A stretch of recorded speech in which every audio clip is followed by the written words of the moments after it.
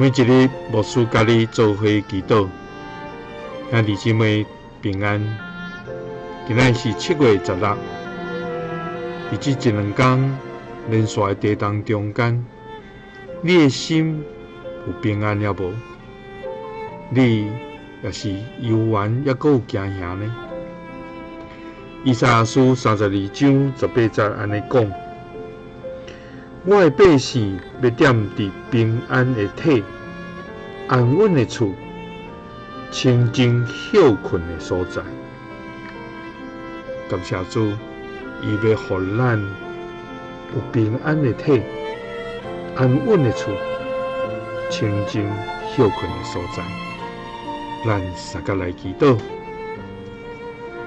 赐人生命平静安稳的主，阮感谢你，你是阮的坚固台，倚靠你的人要得到坚固。耶和华，你的名是坚固台，义人要走入你内面，得到安稳。竟然惊人的，拢要陷落伫落网，总是只有倚靠耶和华你的，阮要得到安稳。主啊，阮恳求你，互阮有内心的安稳，互阮无论是伫疫情的威胁，也是伫地动的混乱中间，拢互阮有平静安稳的心来生活。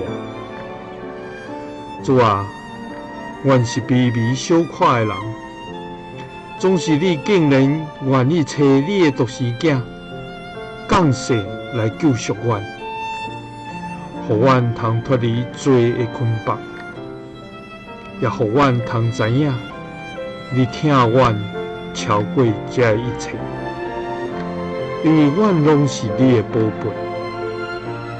也因为安尼，阮的心安稳自在，也要来感谢称颂你的名。愿你的平安时刻甲阮三个伫地。